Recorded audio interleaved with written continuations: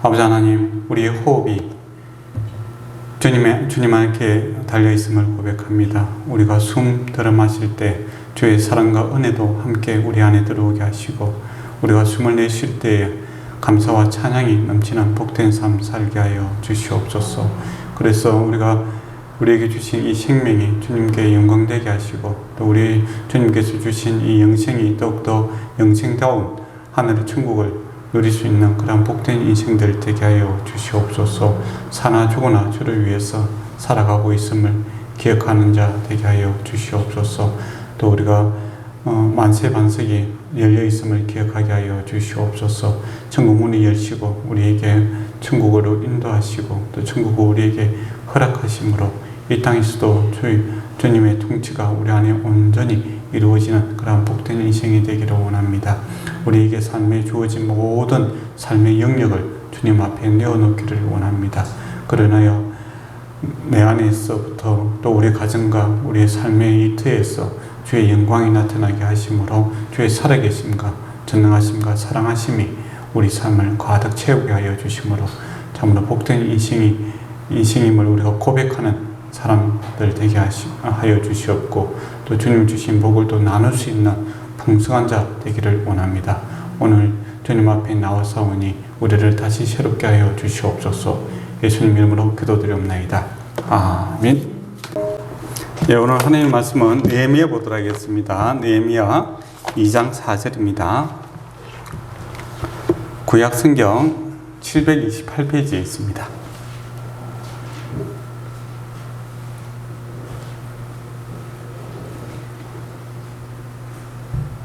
네, 같이 봉독하도록 하겠습니다.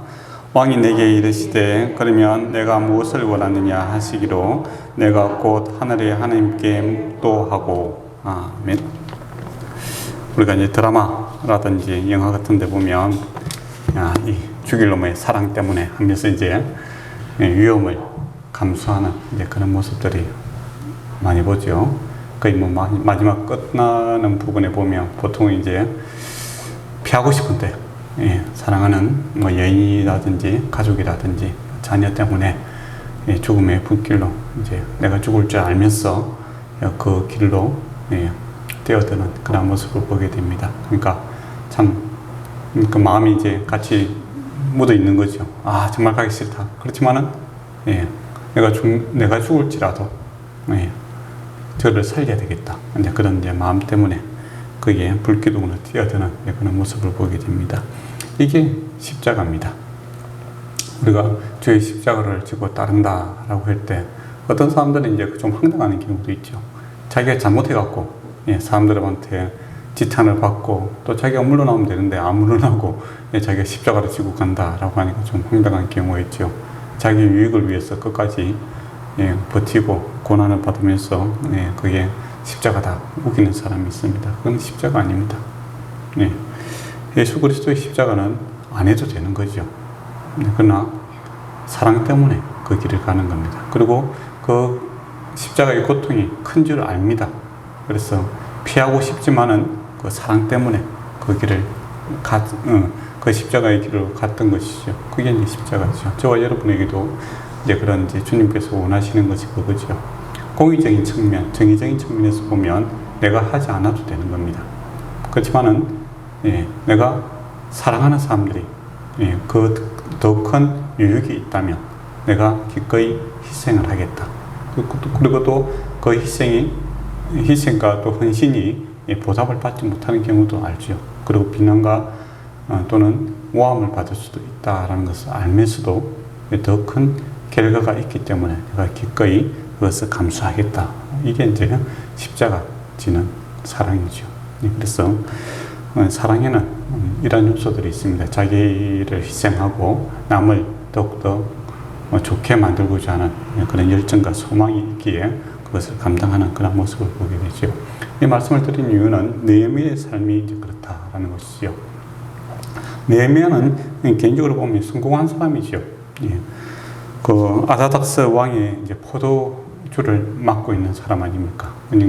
그러면 2인자입니다. 1인자가 이제 왕이라고 하면 떡을 맡고 포도주를 맡은 자라면 요리사가 아니라 예, 권력의 핵심부에 있는 사람입니다. 왕들이 제일 중요한 게 뭐겠습니까? 자기 생명이죠. 근데 생명을 유지하는 대로 먹고 마시는 게 제일 중요하지 않겠습니까? 그러면 자기에게 포도주, 떡, 이게 뭐 단순히 식사가 아니라 예, 그의 모든 연애와 또 모든 관계의 핵심에 있는 사람이 바로 이 느헤미야에 있다라는 겁니다. 개인적으로 보면 이 궁궐에서 그 권세를 누리며 살아가는 것이 제일 좋은 일이죠. 편한 일이고.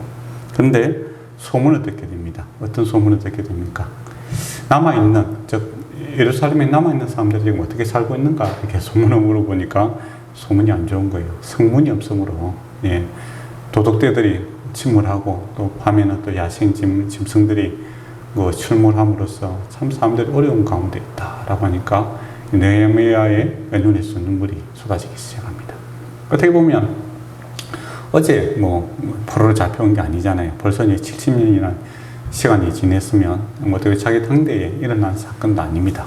그 전에 자기 아버지, 할아버지에 있었던 일인데 그런데 마음이 그게 있는 거죠. 네. 그리고 저와 여러분도 예수를 믿음으로써 선교지라든지 또 교인들을 위해서 어떻게 보면 사회생활 하면서 이렇게 좀 몇 년 이렇게 만난 사람들 아닙니까? 그런데 그 사람들이 형편이라든가 어려운 걸 할 때 우리가 한 지체임으로 그리스도 안에 있어 형제와 자매고 또 한 지체임으로 그들의 아픔에 공감을 하게 되고 내가 하지 않아도 되지만 내가 헌신해야 되겠다라는 마음들이 이렇게 올라올 때가 있는 거죠. 이게 주님 주시는 그 마음입니다. 주님의 마음이 이 느헤미야의 마음을 이제 붙들고 있는 거죠. 그러니까 이 괴로운 겁니다. 예. 개인적으로 보면 가만히 이 권세를 누리며 살아가는 게 제일인데 새로운 마음이 있는 거예요. 내 육신을 편안함을 추구하는 마음도 있는 동시에 주님의 애타는 마음도 함께 들어와 있는 겁니다. 그게 갈등이 생길 수가 있는 거죠. 저와 여러분도 그렇죠. 아무것도 안 하면 제일 편하지 않습니까? 그렇지만은 주님께서 마음을 주시면 아무것도 하지 안 할 수 없는 그 마음이 생기는 겁니다. 불편해죠, 불편해. 몸은 편한데 마음이 불편한 겁니다. 근데 이 마음이 불편한 것을 우리가 견디지 못하죠. 그래서 이 문제를 어떻게 해야 되나 느헤미야가 고민을 합니다. 어떤 일을 할 때 하나님의 약속에 근거해서 이렇게 행동하는 건 참 중요합니다. 느헤미야가 이제 늘 성경을 읽는 사람이고 또 성경에 대해서 하나님에 대해서 아는 사람이니까 하나님의 약속의 말씀을 알고 있는 거죠. 1장 8절에 보면 옛적에 주께서 주의 종 모세에게 명하여 이르시되 만일 너희가 범죄하면 내가 너희를 여러 나라 가운데 흩을 것이요. 그러니까 지금 이제 바벨론에 의해서 남유다가 멸망을 당하고 많이 포로로 잡혀가는 것이 이게 주의 심판이다. 이거 확정이 된 거죠. 잘못한 겁니다. 그러니까 공의와 정의적인 측면에서 보면 심판받고 어려움 당하는 마땅한 일이죠. 근데 주님께서 그것만 이야기하신 것이 아니라 구절에 보면 만일 내게로 돌아와 내 계명을 지키 행하며 너희가 쫓기는 자가 하늘 끝에 있을지라도 내가 거기서부터 그들을 모아 내 이름을 드리고 택한 곳으로 돌아오게 하리라 하신 말씀이 이제 정하건대 기억하옵소서. 그러니까 하나님께서 심판도 하시지만은 다시 너희가 돌이킨다면 내가 언제든지 다시 받아들이겠다라는 겁니다. 그것이 하늘 끝에 있을지라도. 그러니까 인간적인 힘으로 도저히 돌아올 수 없는 그 상황이라고 할지라도 너희가 마음을 돌이킨다면 만일 내가 잘못했습니다 주님, 내가 다시 주의 말씀대로 살기를 원합니다 라고 하면 주께서 받아들이겠다라는 겁니다. 이게 이제 복음이죠. 그러니까 우리 이제 인간적으로 하면 한번 실수하면 돌이킬 수 없는 거 아닙니까? 그래서 우리가 모험하기 참 두려워하죠. 그래서 새롭게 뭘 한다라는 것에 항상 두려움들이 있습니다. 특히 우리 한국 사회 같은 경우에서 이렇게 벤처라든지 어떤 사업에 한번 뛰어들었다가 잘못되면 어떻게 됩니까? 회복할 길이 거의 없을 정도로 힘들 경우가 많잖아요. 그래서 새로운 것도 못하게 되는데 주님 같은 경우는 너희가 잘못했어. 벌을 받을지라도 많이 다시 주님께로 들어온다면 하늘 끝이라도 도저히 인간적으로 회복할 길이 없을지라도 하나님께서 다시 흩어진 것을 다시 모아서 다시 세우겠다라는 이 사랑의 메시지와 능력도 함께 이야기를 하고 있다라는 겁니다. 물론 이제 흩어질 일이 없으면 좋겠죠. 하나님 앞에 말씀대로 잘 살아서 이 요한 말씀에 오늘 늘 우리가 예배 전에 말씀 있는 것처럼 하나님 말씀대로 살아서 복을 받고 그렇게 살아가는 게 좋습니다. 그런데 삶이 그렇지 않아요. 참 편안할 때 주님을 섬기고 좋을 때 하나님을 관계를 더욱더 두텁게 함으로써 복을 받는 그런 복된 인생이 되면 좋은데 사람들이 참 편안하고 아무 일이 없을 때 또 호기심과 여러 가지 교만으로 인하여 죄의 길로 들어갈 때가 많습니다. 근데 주님께서 그대로 내버려 두지 않기 때문에 우리가 어려운 일들을 당하는 경우가 있죠. 그때 회개하라는 겁니다. 돌이키면 주님께서 언제든지 어떻게 하겠다는 겁니까? 회복시켜 주시겠다라는 것이 복음이죠. 그러니까 인간의 죄보다는 하나님의 사랑이 크다라는 것이죠. 그리고 주의 권능과 강한 손을 그의 구속하신 종들에게 백성들을 붙들고 계실 것이다 라고 이야기합니다. 이게 이제 참 복음 중에 복음입니다. 그럼에도 불구하고 끝까지 주께서 책임져 주시겠다라는 이 말씀이 약속이 있는 거죠. 그의 약속에 근거해서 이제 느헤미야가 기도를 합니다. 이제 회복시켜 주십시오. 이제 그는 기도를 하죠. 그래서 저와 여러분도 기도할 때 하나님의 언약에 근거해서 하나님의 사랑에 근거해서 또 하나님의 말씀에 근거해서 이렇게 기도하는 것, 이게 참 중요해요. 그러니까 먼저 그 나라와 그 의를 구하라. 이게 이제 기도의 핵심인 부분이긴 한데 어떤 마음으로 기도해야 되는가 할 때 주님의 마음을 알고 이렇게 기도하면 된다라는 겁니다. 그렇게 기도하다 보니까 어떻습니까? 마음이 괴로우니까 이제 얼굴로 나타나게 되죠. 그런데 밑에서 섬기는 사람 입장에서 이제 위에 있는 사람 왕에게 그 자기의 근심을 이렇게 감정을 노출됨으로써 슬픈 모습으로 보이는 거 이건 참 크다큰 마이너스고 그 직에서 물러날 수도 있는 그런 상황 아니겠습니까? 여러분이 사장님인데 비서가 맨날 자기 문제 때문에 얼굴에 근심이 가득한 상태로서 커피를 갖다 준다. 그러면 내가 쟤를 숨기는 건가? 그런 화가 날 수도 있겠죠, 그죠? 안 그래도 내 문제도 복잡해 죽겠는데 밑에 직원이 자기 그러니까 회사 문제가 아니라 자기 개인적인 문제 때문에 인상 쓰고 맨날 다닌다. 그러면 기분 나쁘잖아요. 그러면 비서를 갖다 교체할 수도 있는 겁니다. 그렇겠죠. 근데 이제 그와 같은 이제 어떤 위기가 생기는 겁니다. 느헤미야가 기도하다 보니까 너무 마음이 아팠던 것 같아요. 그러니까 이게 계속 이렇게 한 3, 4개월 이렇게 되니까 이제 얼굴이 이제 그 빛이 이제 어둠, 슬픔의 기색이 많이 나타나는 겁니다. 근데 이 위기가 어떻게 됩니까? 기회가 되는 그런 일이 생깁니다. 참, 왕이 이제 무슨 일이 슬픔이 가득하냐 이렇게 물어봤을 때 아마 느헤미야가 상당히 긴장했을 거예요. 이래서 큰일 났다. 그런데 왕이 이것을 갖다가 돕고자 하는 마음으로 마음을 바꾸시는 것을 하나님께서 보게 됩니다. 그러니까 하나님께서 이 사람의 마음도 이렇게 늘 주관하신다라는 겁니다. 믿지 않는 사람의 마음도 우리가 이제 출애굽기인데 보면 바로의 마음도 하나님께서 주관하시지 않습니까? 하다삭스 왕의 마음도 주께서 이제 주관하시죠. 그래서 우리가 어떤 경우는 슬픈 경우를 볼 때 화를 낼 수도 있지만은 슬픈 경우를 볼 때 돕고자 하는 마음도 생기지 않겠습니까? 그 너그러운 마음을 내주는 거죠. 그래서 느헤미야에게 무엇을 원하느냐 이렇게 오늘 본문에 보면 2장 4절을 보면 물어봅니다. 그러면 어떻게 하겠습니까? 보통은 아싸 잘됐다 이때다 하면서 바로 막 이야기를 하는 경우가 있겠죠. 그런데 느헤미야는 그렇게 하지 않습니다. 그 짧은 기간에 하나님께 묵도를 하고 있죠. 이게 이제 기도하는 사람 또 모든 것을 주께 맡기는 사람의 특징이기도 하죠. 그러니까 급하지 않았다라는 겁니다. 그리고 이 문제가 속도, 스피드의 문제가 아니라 기회의 문제가 아니라 이거는 주님께 달린 문제다라는 것을 이제 알고 있는 사람이죠. 그래서 이 정말 천금 같은 기회입니다. 아다사스가 늘 자기가 원하는 것을 이제 요구하는 사람이지, 그 느헤미야에게 요구를 내가 받아들이는 경우는 없잖아요, 그죠? 근데 그런 것을 물어보고 무엇을 원하느냐 할 때는 이거는 평생 있을까 한 번 있을까 없을까 할 정도로 귀한 기회인데 그때 짧게 기도를 하고 있다라는 겁니다. 묵도하는 시간. 이 짧은 그냥 잔을 두고 있었겠죠. 그러면서 이제 다른 사람들은 그가 기도하는지 몰랐을 거예요. 그렇지만 그 짧은 시간에 그가 하나님께 묵도를 하고 있다라는, 이거는 하나님께 달린 문제다라는 것이죠. 그래서 우리가 아무리 좋은 기회가 오고 또 아무리 급한 일이 있더라도 기도하는 습관들이 필요합니다. 그러니까 평소에 우리가 지난 시간에 말씀드린 다니엘처럼 하루에 3번 기도하는 거 참 정해놓고 이렇게 기도하는 거 참 귀한 일이고, 또 이 느헤미야처럼 상마다 정말 숨 쉬는 순간마다 어떤 결정의 순간마다 기도의 행식은 갖추지 아니할지라도 마음으로 주님께 기도하는 거, 이게 참 중요하다라는 겁니다. 짧게 기도를 하지요. 그러고 나서 이제 은혜를 입기를 원합니다 라고 하면서 이제 구체적인 이야기들을 합니다. 그게 뭡니까? 자기가 살았던 우리 조상들이 지금 많이 어려움을 겪고 있다. 성벽이 없으므로 어떻게 하는 겁니까?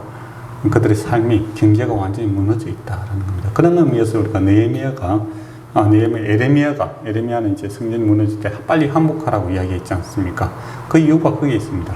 그러니까 항복하고 성벽이 유지가 되어 있고 또 성문이 이렇게 유지가 되어 있으면 어떻게 되겠습니까? 남은 자들이 삶이 안정이 되거든요. 근데 성벽이 없고 성문이 없으면 어떻게 되겠습니까? 도적들이 출몰하겠죠. 그러니까 자기들 삶을 갖다 지킬 수가 없는 겁니다.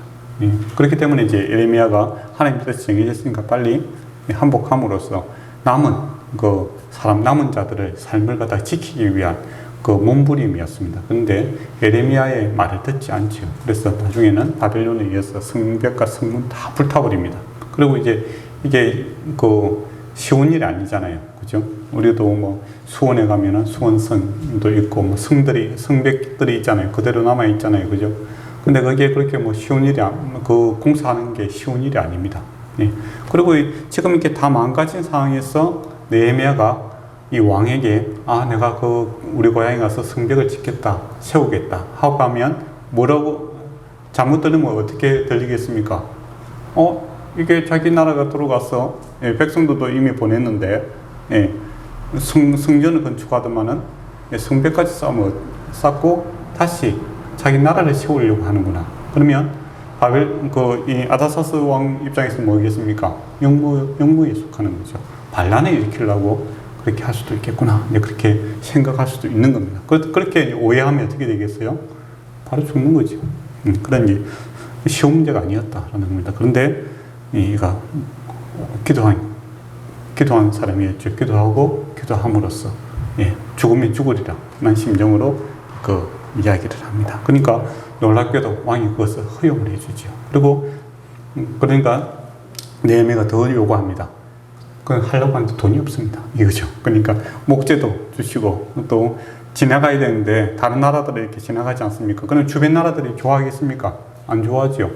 안 그렇겠습니까?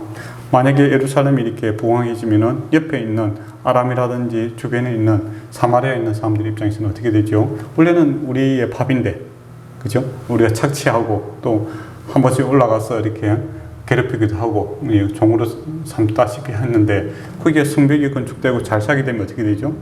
자기들은 이제 새로운 적들이 생기게 되는 거죠. 그럼 저게 주변 국가의 입장에서는 안 좋은 일입니다.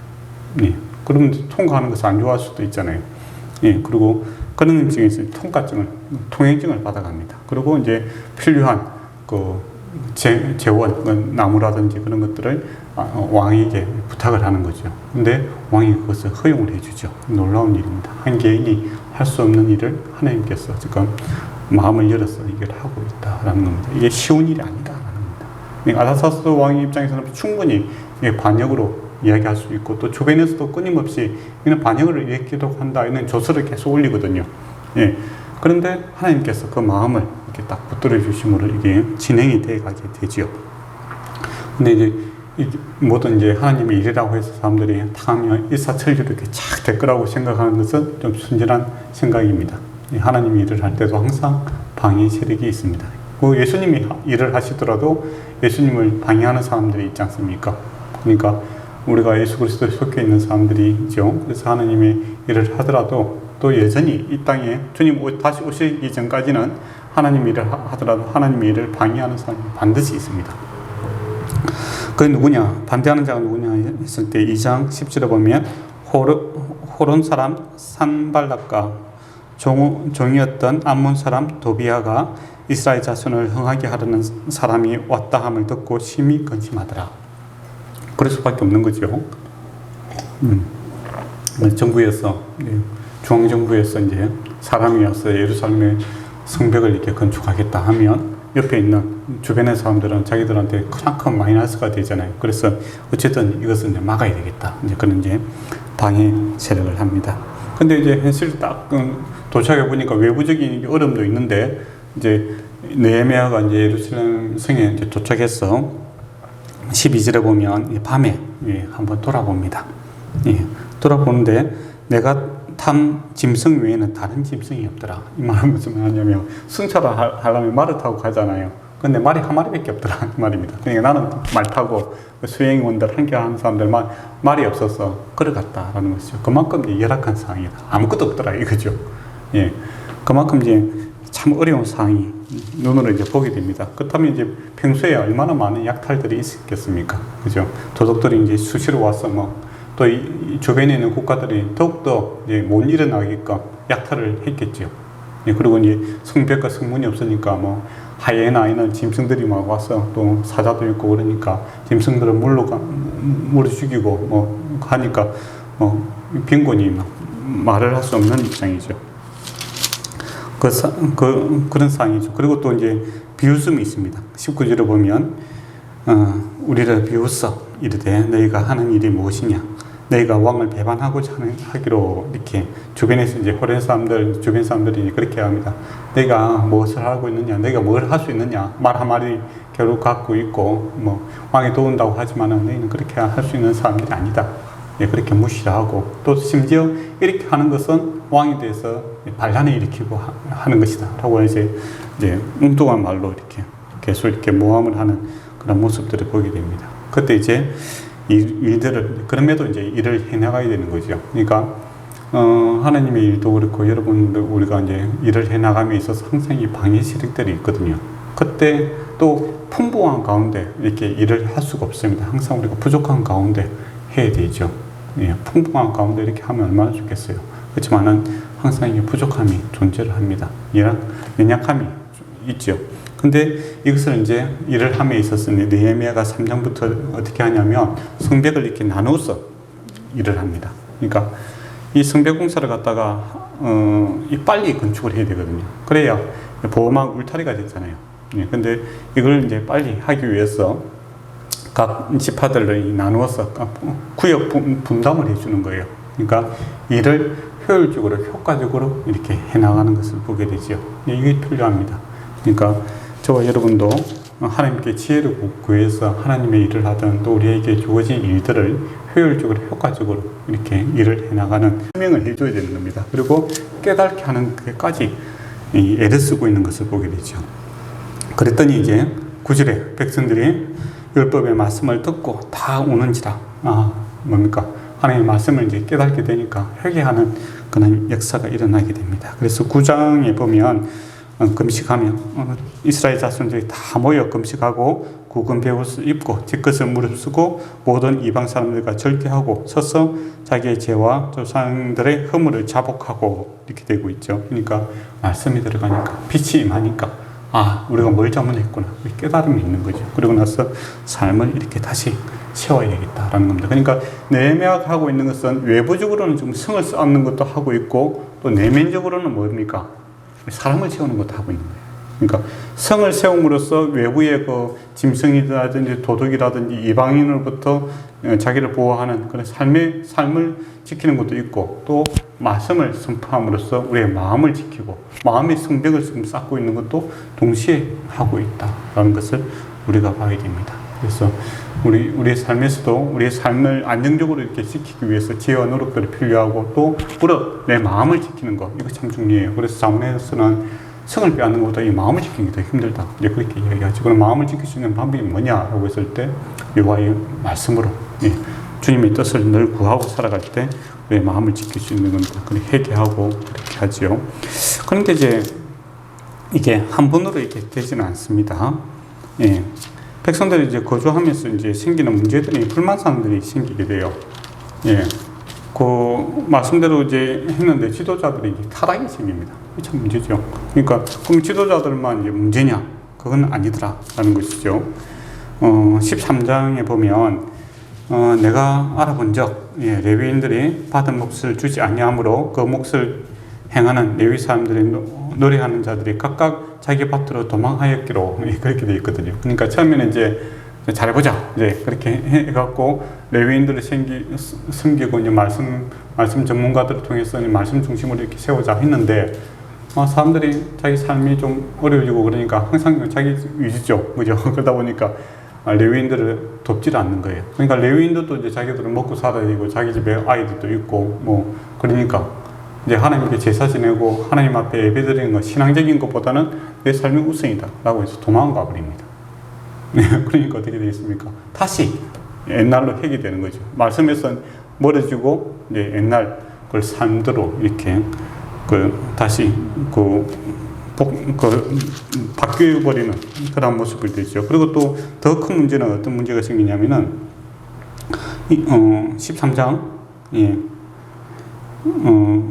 28절에 보면 대제사장 엘리야십의 손자 요아담의 아들 하나야가 호렙 사람 산발락이 사유가 되었으므로 내가 쫓아내고 그를 떠나게 하였느니라. 그러니까 최고 핵심이어야 되는 대제사장의 집안에서 그 원수 산발락은 뭡니까? 성벽을 세우지 못하게 하고 또 이스라엘을 괴롭혔던 그 사람의 사유가 됐다라는 겁니다. 그러니까 그쪽에서도 뭡니까? 의도적으로 그렇게 연합을 했겠죠.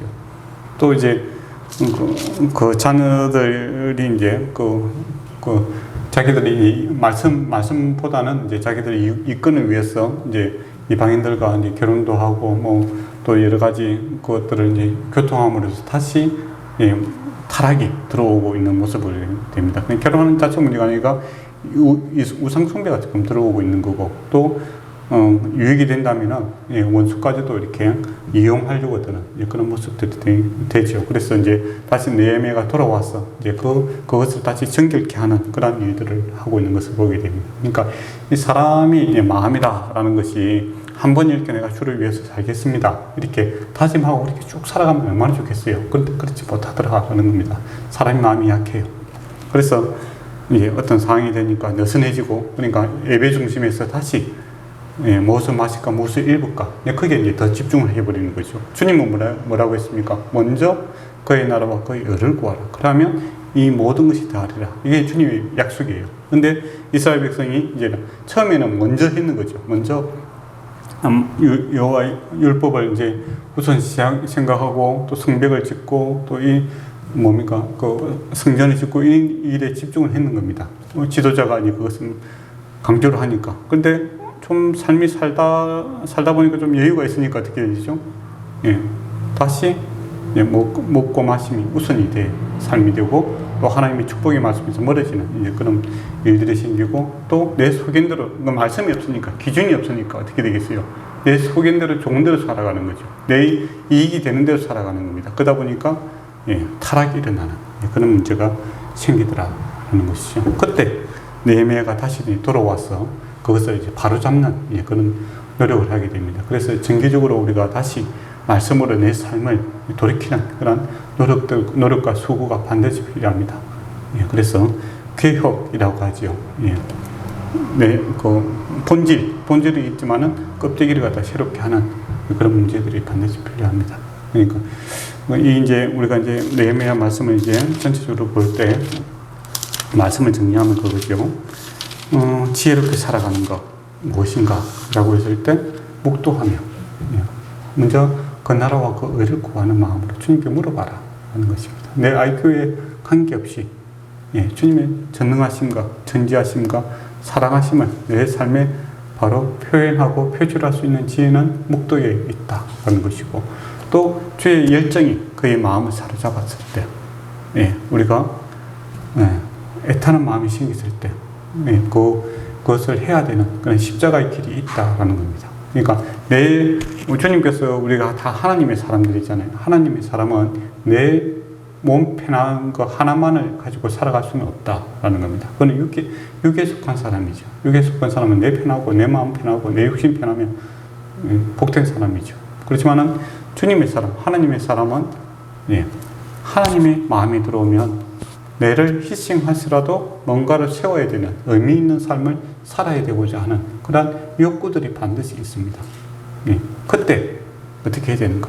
우리가 이 내가 추구하고자 하는 것이 과연 하나님의 뜻이 맞는 것인가를 먼저 잘 분별해서 스타트 해야 되는 거죠. 그리고 반드시 하나님의 일을 할 때는 돕는 사람도 있지만은 방해하는 사람들도 있더라 하는 겁니다. 네. 그렇지만 뭡니까? 주께서 하심으로 반드시 이루어내시는 것을 우리가 경험하게 됩니다. 그때 지혜도 필요하고 지식도 필요하고 여러 가지들이 필요하죠. 또 열정도 필요하고 이것을 어려움을 이제 겪고 뚫고 나가야 되는 열정도 필요하고 열심도 필요합니다. 근데 그것이 어디로부터 오는가? 바로 하나님으로부터 온다라는 겁니다. 그래서 하나님께 어떤 상황마다 기도함으로써 하나님의 능력과 지혜와 하나님의 사랑을 이렇게 공급받음으로써 이 일들을 해나가야 된다라는 겁니다. 그래서 늘 기도하는 습관 반드시 필요합니다. 그리고 말씀으로 우리의 마음을 지키는 것, 우리를 다시 일깨워주는 그러한 수고와 노력들이 반드시 필요하다라는 것이죠. 예.